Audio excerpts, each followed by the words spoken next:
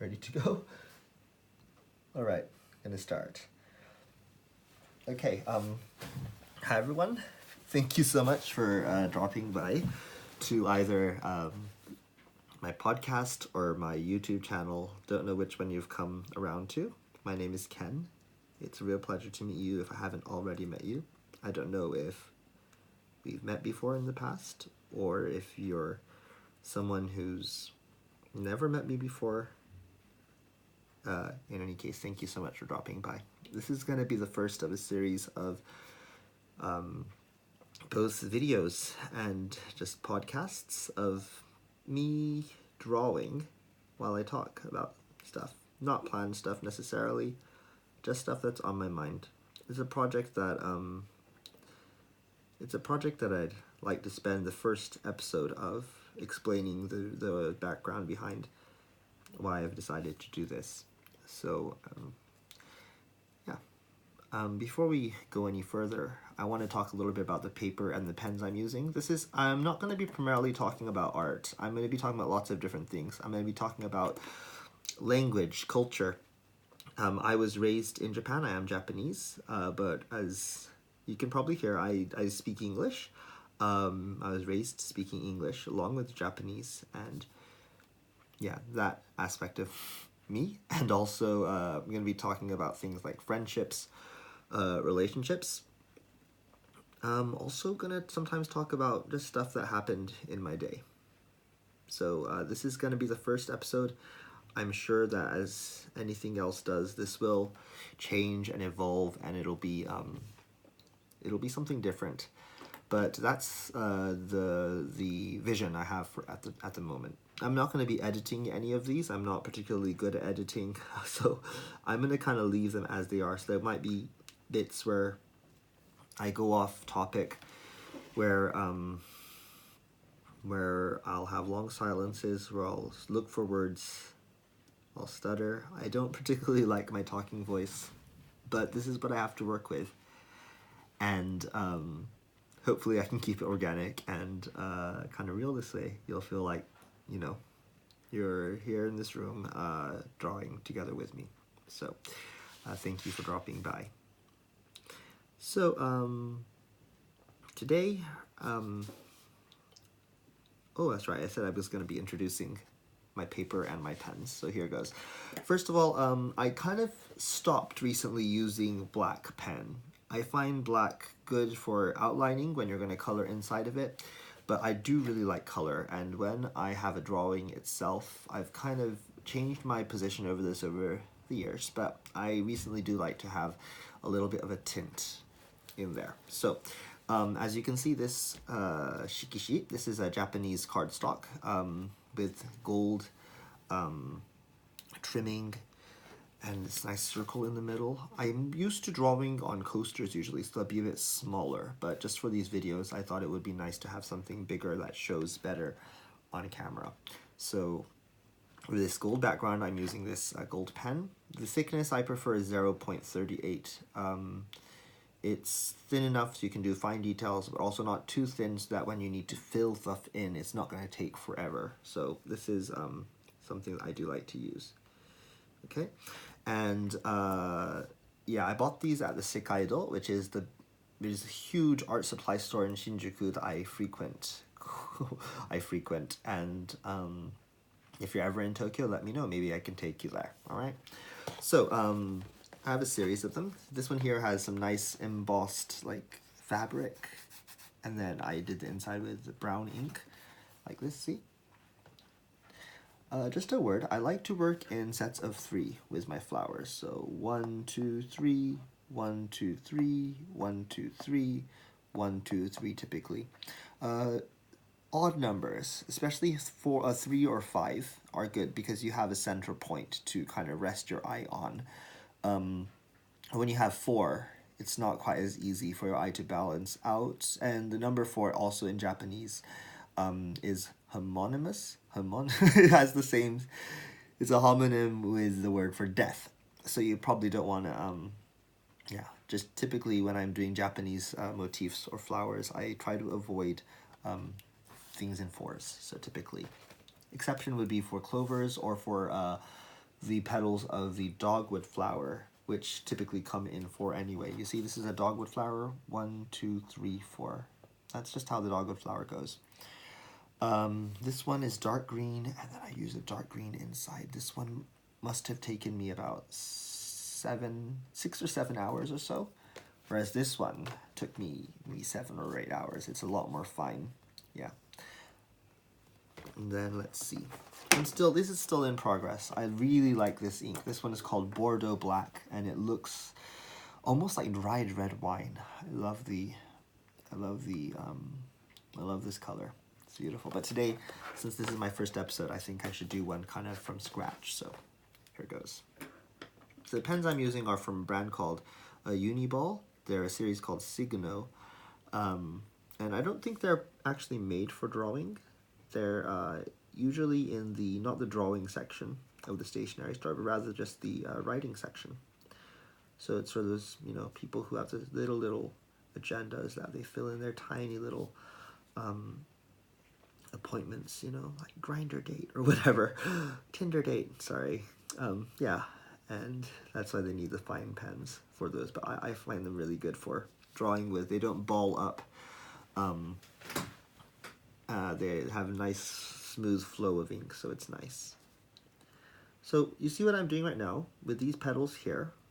I am doing just a thin outline around them. That way when the rest of the details fill out, it pops a little. It comes out of the picture a little bit. That's one thing I do like to do. I've been drawing flowers for a long time. I've always liked flowers. My other siblings, I come from a fairly big family, but my sisters are quite good at things like figure drawing or shading. They can do like these photorealistic pencil drawings. My younger sisters are really good at figure drawing, and I love drawing with them. I always learn something new. I was always just the one who really liked drawing, but was never particularly good at it. But yeah, a couple years ago,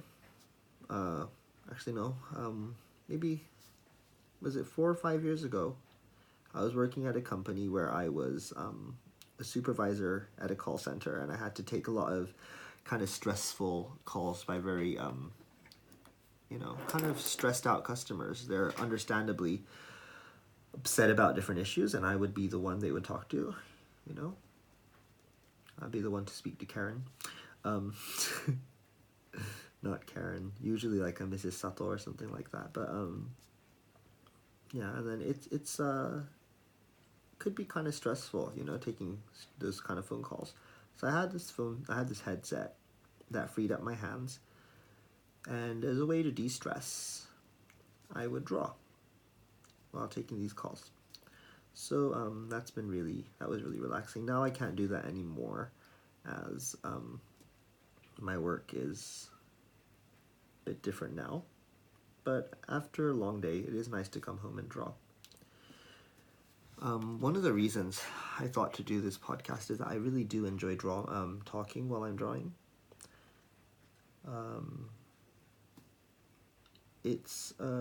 Sometimes I'll have a friend over, and we'll draw together, or sometimes I'll have a friend on the phone and we'll draw and talk. Language is interesting because by actually articulating your thoughts, putting them into words, you are essentially, I think it helps you to understand what you mean or what you're thinking, because you're giving them shape, you're giving them a form. So sometimes I know that it's a little, I know people sometimes associate people who speak to themselves with, mental illness, and of course it's not great to, be talking to yourself really excitedly and like a public bathroom or the train. But sometimes I will talk a little to myself like I'm right now. Well, I'm talking to you, so it's not completely talking to myself, but it helps me to get things out there. One of the reasons I decided to make this set of recordings is that it's kind of a little bit a part of a healing process. Last year was a really, really rough year for me. Maybe the roughest year of my life. Work-wise and also relationship-wise, I went through a very bad breakup last year. I will talk about it maybe in another episode a little bit in a little more detail. Although I'm sure my partner didn't intend for it to be, it was quite toxic. I think on many levels, and I felt a lot of the time unable to communicate my thoughts because I was always told how I was bad at communicating, how I was wrong about my perception of things. Not just that my way of my thinking was different, but that I was wrong. There was a lot of gaslighting. When I said that I interpreted a situation a certain way, this is how I felt. I was told that I should not feel that way, or that my understanding of incidents was wrong, for example. And I'm aware that there's two sides to every story, but frequently my side of the story was completely negated, and I was told that I was forgetting things, that my narrative was downright wrong. And I felt crazy a lot of the time. And one of the things that really helped me this year was, last year actually, was friends who listened to me and told me and then they also told me their experiences. They told me that I wasn't insane, and that they'd gone through similar things, and it's that solidarity that I felt through communication. It was really difficult. I felt like I couldn't talk about things because it would just be triggering for me, and I would panic when I tried to talk about things because I was so afraid of being contradicted or being told that things were all in my head. But being told that was a common tactic of abusers, whether or not it was intentional behavior on their end, but it was a common thing that would be done to keep control, and that I wasn't alone. Other people had also experienced these things. That was so empowering or so liberating for me. I felt that things weren't my fault. I could let go. I could forgive myself for allowing myself to fall into that state. It was really bad. I was losing sleep. I was harming myself. It was not a good place for me to be in. But I've forgiven myself, and I feel that there are other people who have experienced similar things, and by me talking about them, although that's not all I'm going to be talking about in these videos, by me actually talking about my experiences, people can feel like they're not alone. And if you've gone through anything similar, I'd like you to know that you're not crazy. I'd like you to know that there are others, lots of others, who have experienced similar things, and that we are thankful to our friends who helped us through them, and it would make us very happy to be there for you as well. So reach out to your friends for support. That's what last year taught me, to reach out to people and let them help me. Not always have to put on a brave face, but that sometimes it's okay not to be okay. Okay, so that got a bit dark kind of quickly. I'm not probably going to be talking about that kind of stuff all the time, but that is one of the reasons that I decided that I wanted to start making these videos. Again, as you can see, my pen actually is starting to not be as flowing as I want it to be, but I actually like that. I kind of like that scratchy quality of the ink sometimes. It gives more texture, so... yeah, I think it's really important that we talk about our feelings, and I mean, get them out there in some way. Words are good if you can manage words. If you can either write them down, that's great. But art is a great media as well. But I mean specifically talk about them in this context. That's what I'm talking about.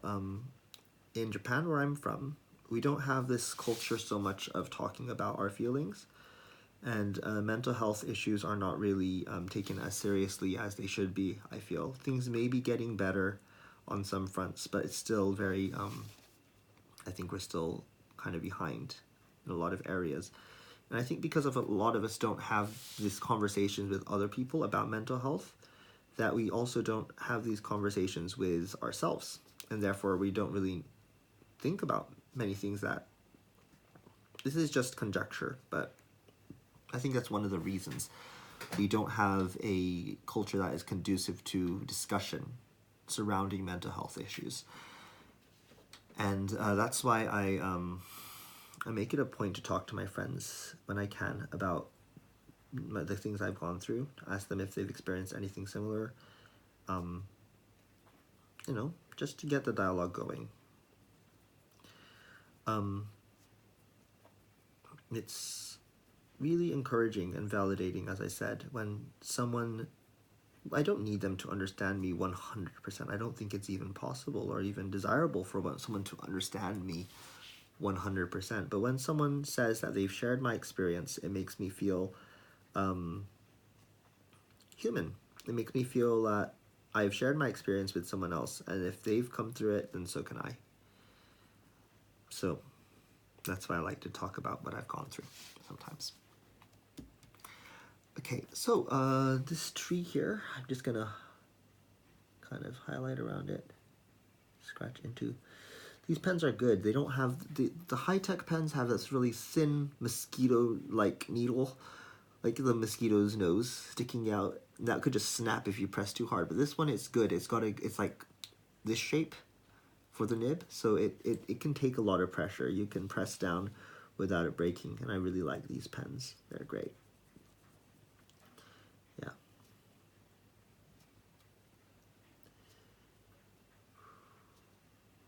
Still raining outside.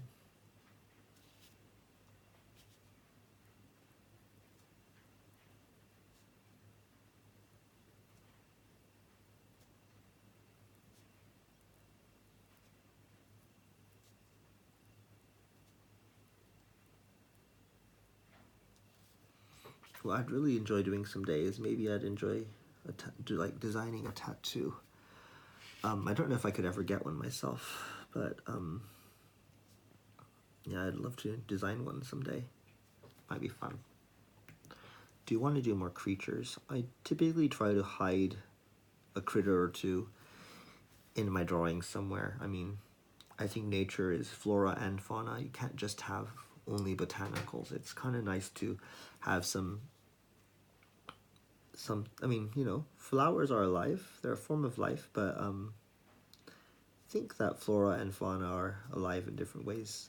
They grow very differently. They survive in different ways. They live off different things, you know?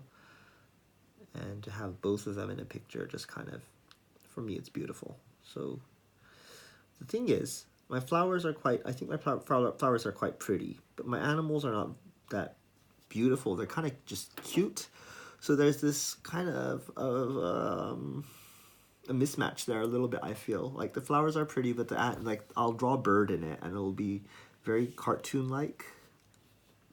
Sometimes it's a bit odd. So I've had people tell me like maybe no animals, but then I really enjoy drawing the animals, and I don't want to do something I don't enjoy. So I I just kind of end up going my way with it. Yeah.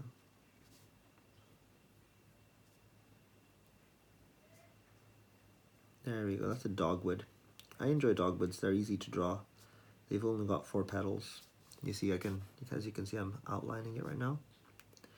One thing that's really good to do when you're drawing flowers, especially when the pen starts to run out a bit, when the ink flow starts to get a bit scratchy, is just do some little lines like this. Thin little lines like that. And just scratch in all directions away, at angles away from the center, and it just gives that look of depth into the flower, and it also makes that kind of, what do I call these? The veins? of the flower itself. That's all it takes. Literally a matter of seconds, and that flower looks so much better now. Yeah, and since I did one, I ought to do a couple more as well. The dogwood flower was actually, it's not native to Japan. It was actually a gift from the Americans after the war. As I don't remember the story exactly well, but Japan had gifted the United States with some cherry blossom flowers to the city of Washington, D.C. I'd forget which one, if it was the state of Washington or the city of Washington. We gifted some cherry blossoms to the United States, and in return we received the dogwood. And I'm from Fukuoka, from the south of Japan, and as much as I love cherry blossoms, I saw so much of it growing up. I mean, they're all over the country. They're beautiful. I'm much more about something like autumn leaves, or the kind of just the more earthy, not the frilly flower petals of the sakura, but the kind of, the dogwood petals are actually, they're not, botanically, they're not even petals, they're actually leaves of the tree, and they're more hardy, more, the colors are more earthy. So dogwoods and magnolia is my favorite flower. So as soon as the sakura, the cherry blossoms fall, then the dogwood flowers start to bloom. So, you know, you lose one thing, but you get a good thing. You get another good thing. So, yeah, the Americans gave us the dogwood flowers in exchange for the sakura flowers. So I think it was a pretty good trade-off. Yeah. There's a famous Japanese pop song called Hanamizuki, and Hanamizuki is the name of the dogwood flower.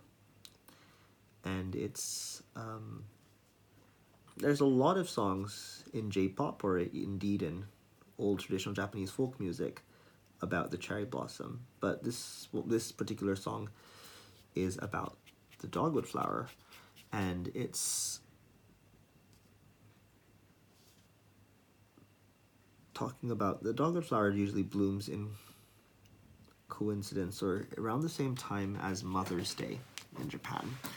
So it says, on Mother's Day, send me a dogwood flower, and the whole song is basically, may you and the one you love last 100 years from now. So it's a bittersweet song. I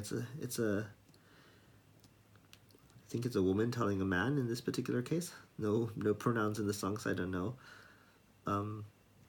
But basically, she loves him, but she knows she can't.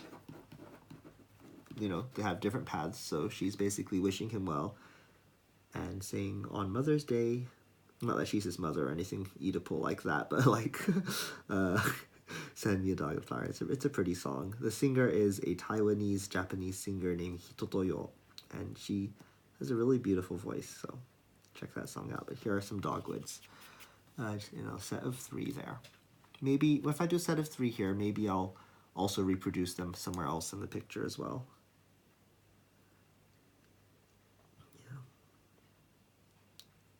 Yeah. And having these spirals here, like I'm doing here, these curved lines, do help to fill out the picture in its own way. It's not going too bad, I think. Yeah. Like I said, I'm from Fukuoka. We don't have,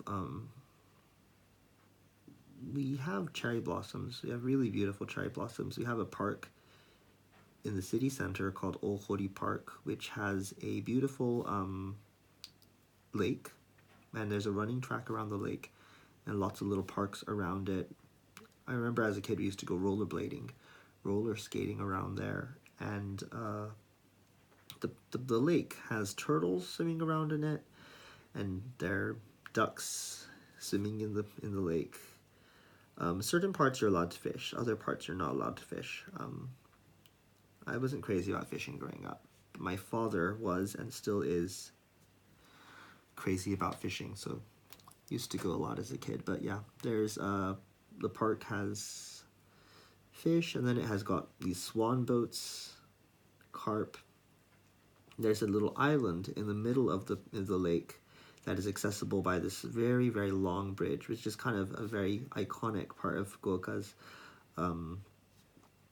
not skyline, but it's a recognizable bridge. People recognize this big red bridge. It kind of looks like almost like a Chinese bridge. It's not really representative of Japanese architecture, I feel. Then there's this gazebo in the middle, which is really pretty. And you see a lot of people there having picnics. I remember as a kid seeing an American couple there, and they were singing this song. I just thought, like, what a weird song. And now, looking back, I realized it was Bohemian Rhapsody being sung on guitar by two tone-deaf Americans. And it was hilarious then, and now thinking back, it was pretty funny. But I that's a memory I have of that park. But they had lots of beautiful cherry blossoms at that park and the nearby area. So in Japan, we have what we call hanami, which is cherry blossom viewing. So we'll go and we'll drink, and we'll lay out this picnic mats, and people will all bring their own bento, or onigiri, and like snacks, and people will just drink and have a good time under the cherry blossoms. It's a beautiful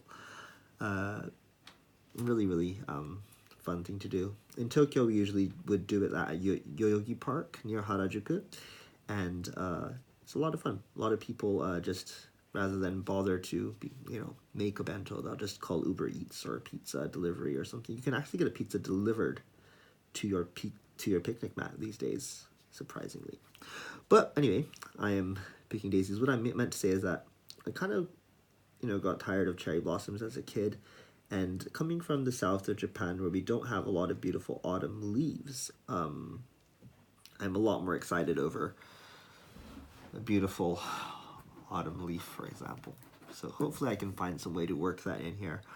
Seasonality is important with drawing, so you probably don't want to have cherry blossoms immediately next to autumn leaves, for example. So if you have something like dogwood, or if you have a flower that's very identifiable, try not to put it with another flower that's very identifiable by season, because then it's just, there's a little bit of just seasonal cacophony cacophony there. Yeah, so that's my advice. I do these ones, these kind of flowers. I don't know what to call them a lot, but it's not really any specific kind of flower, so I can get away with a lot. They're also really easy to draw. They take up a lot of space in the picture, so when I'm feeling a little bit lazy, I might use quite a few of those, must admit.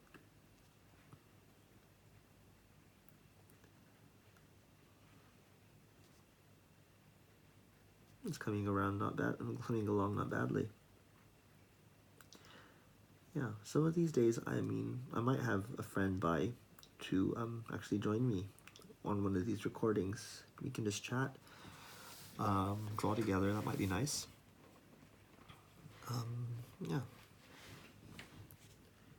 If there's any topics that you'd like me to talk about, like, you have any questions for me about my art or about me as a person, or anything that you want my 2 cents on, just drop a comment either in my YouTube or in my Instagram. I don't know if I mentioned it earlier, but it's Kenfrog.